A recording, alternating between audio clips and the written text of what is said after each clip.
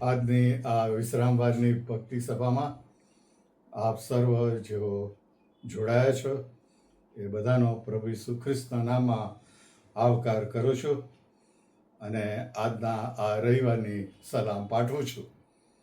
આવો પ્રાર્થના કરીએ અને સંગતની શરૂઆત કરીએ. હે અમારા પરમ કૃપાળુ પરમેશ્વર પિતા, અમારા રાજાઓના રાજા અને પ્રભુઓના પ્રભુ, સર્વમાન મહિમા ગૌરવ પામવાને એકલા જેવા જીવંત ઈશ્વર, અમારો આભાર માનીએ છીએ, તમારી સ્તુતિ કરીએ છીએ આજની આ વિશ્રામવારની સંગતને માટે. તમારી કૃપા ગત અઠવાડિયામાં પણ તમે વહેતી રાખી અને પ્રભુ દિન પ્રતિદિન તમારી સતત કૃપાનો અનુભવ અમારા જીવનમાં કરાવો છો. તેના માટે અમે તમારો પુષ્કળ આભાર માનીએ છીએ અને તમારી સ્તુતિ કરીએ છીએ. અમારા આભાર સ્તુતિના અર્પણો, અમારી મધ્યસ્થતા, અમારી વિનંતીઓ આ પ્રભુ તમે બધું સ્વીકારો છો, તેના માટે પણ તમારી સ્તુતિ કરીએ છીએ અને તમારો આભાર માનીએ છીએ. તમારા વચન અનુસાર કે તમે કશાની ચિંતા ન કરો, પણ દરેક બાબતમાં તમે આભાર સ્તુતિ સહિત તમારી વિનંતીઓ ઈશ્વરની પાસે લાવો.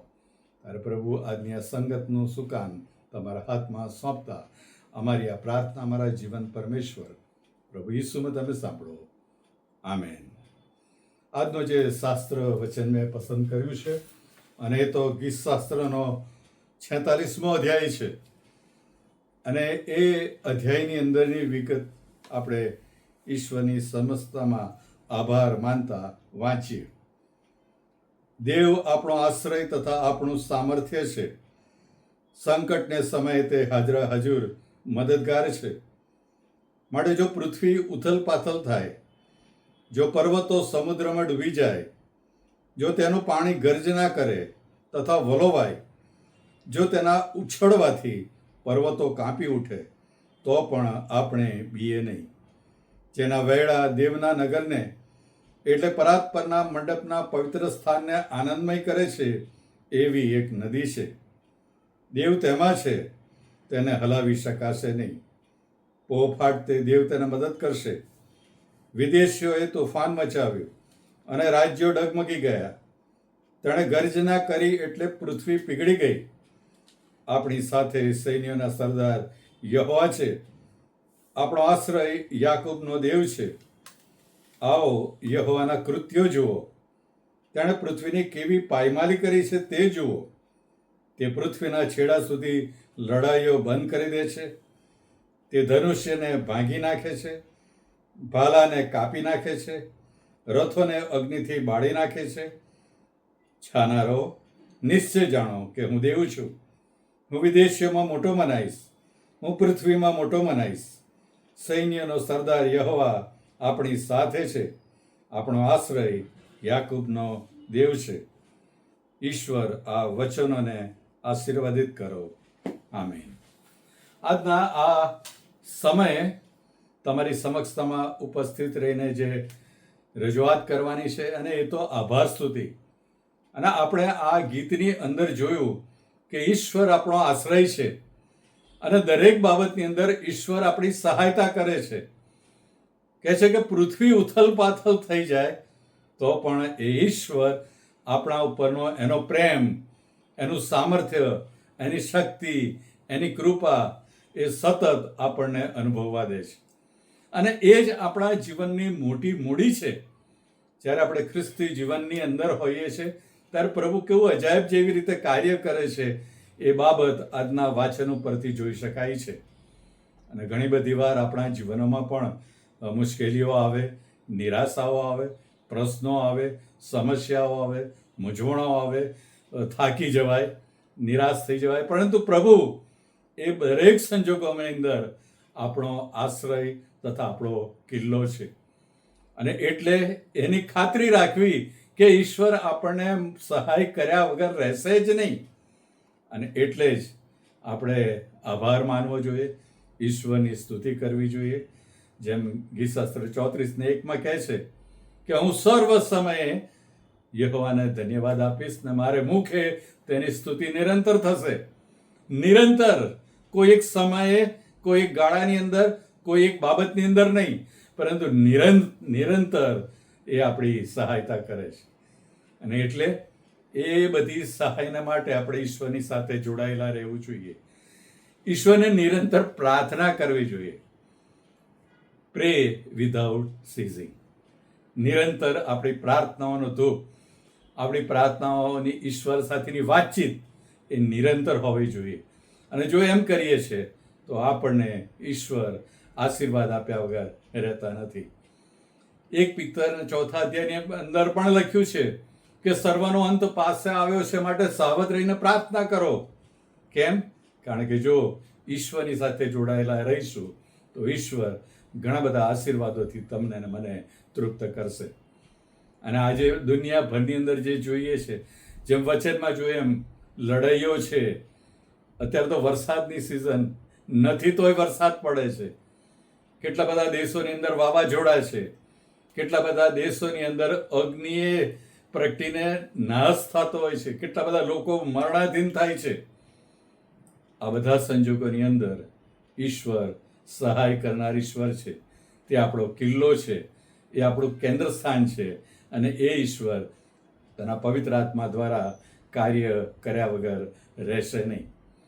હમણાં જ મારે એક મુલાકાતે જવાનું થયું અને ત્યાં એક કુટુંબે મને કીધું કે અમારા માટે પ્રાર્થના કરો. અને મેં કીધું કે શું પ્રશ્ન છે? તારે કે કુટુંબ એ પ્રભુમાં આગળ વધતું જાય તેના માટે ખાસ પ્રાર્થનાની જરૂર છે. કેમ? કારણ કે કહે છે કે મારા મમ્મીએ સૌ પ્રથમ એ વિશ્વાસી બન્યા અને ત્યાર પછી એટલી બધી મૂંઝવણોને પ્રશ્નો આવી, લોકોનો બહિષ્કાર આવ્યો, લોકો પાણીનો પ્યાલો આપતાય ખચકાતા હતા કે આ તો વિશ્વાસી છે. અને અમારા માટે જીવવું દુષ્કર બને એવા પ્રશ્નો થયા હતા. પરંતુ મારી માં કહેતા કે ખાતરી રાખો, ઈશ્વર આપણો આશ્રય છે. અને સમય જતો ગયો, પરિસ્થિતિ પલટાતી ગઈ. એ પ્રાર્થનાના પરિણામે એવો સમય આવ્યો કે જ્યારે આજે બંને દીકરાઓ મોટા વેપારીઓ છે, કરોડપતિઓ છે અને બીજાઓને ઈશ્વરની સાક્ષીનો સંદેશ આપે છે. અને ત્યારે એ જાણો ત્યારે એ આપણે વિચારી શકીએ છીએ કે હા, ઈશ્વર એ આપણો આશ્રય છે, ઈશ્વર એ આપણો કિલ્લો છે, ઈશ્વર એ આપણી સહાય કરનાર છે. અને ગમે તેવો વિષમ સંજોગો હોય, પરિસ્થિતિ હોય, મૂંઝવણો હોય, પૃથ્વી ઉથલપાથલ થઈ જાય, ધરતીકંપ આવે, અગ્નિ આવે, યુદ્ધો આવે, પણ ખાતરી રાખો કે આપણો જીવતો ઈશ્વર એ આપણો સહાયકારી છે. અને એ ઈશ્વરની કૃપા જ્યારે આપણી પર હોય છે ત્યારે કોઈ પણ બાબતની ચિંતા કરવાની જરૂર નથી. જેમ કાલેબને પ્રભુએ કીધું કે બળવાન તથા હિંમતવાન થા, એ જ વસ્તુ આપણને પણ કહે છે કે બળવાન તથા હિંમતવાન થા, કશાની ચિંતા ના કરીશ. એ ત્યારે પણ એ જીવતો ઈશ્વર હતો અને આજે 2025ના આ અંત ભાગમાં પણ ઈશ્વર એ જ ઈશ્વર છે, એ જ આપણો સહાયકારી છે, એ જ આપણો પરાક્રમી ઈશ્વર છે. આદિએ શબ્દ હતો, પણ શબ્દ એ જીવંત ઈશ્વર હતો.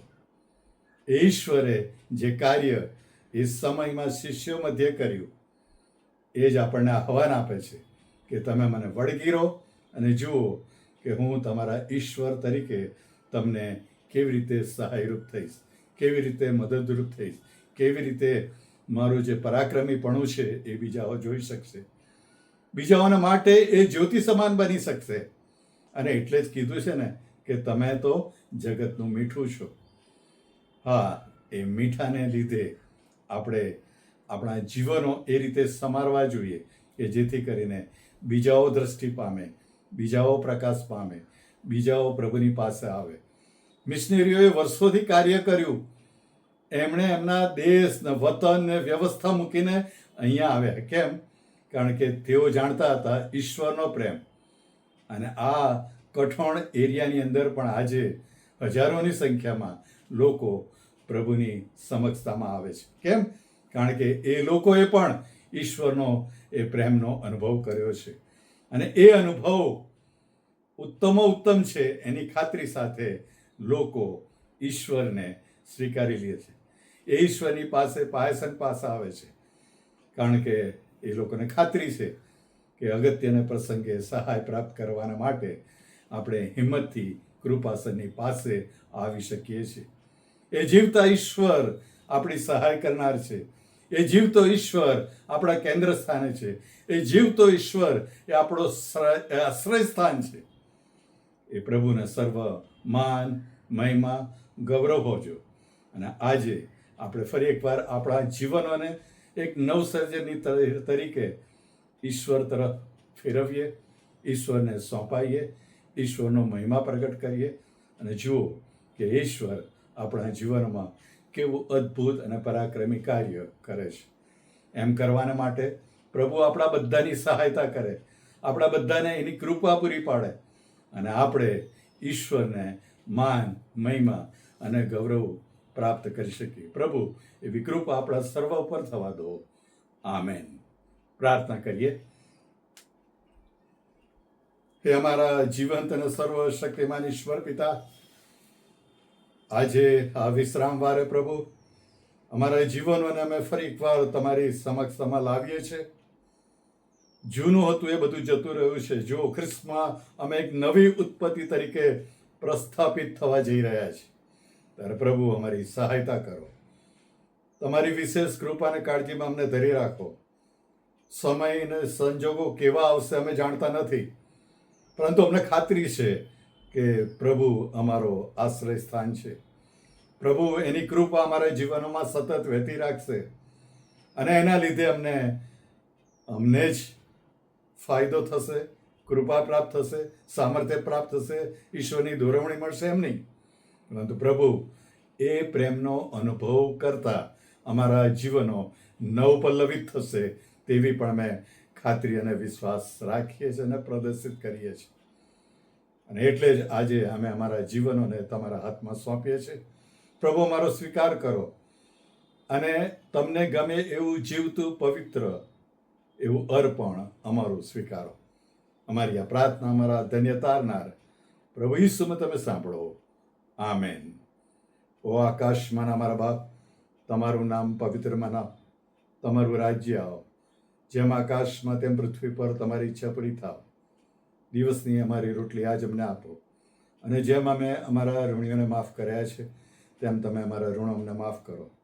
અમને પરીક્ષણમાં ન લાવો, પણ ભંડાઈથી અમારો છૂટકો કરો, કેમ કે રાજ્ય તથા પરાક્રમ તથા મહિમા સર્વકાળ સુધી પ્રભુ તમારા છે. આમેન. અને હવે આપણા તારનાર પ્રભુ ઈસુ ખ્રિસ્તની કૃપા, ઈશ્વર પિતાનો પ્રેમ અને દેવ બાપની મીઠી મધુરી સંગત આ પણ સર્વની સાથે હમણાંથી સદા સર્વકાળ સુધી હોજો. આમેન.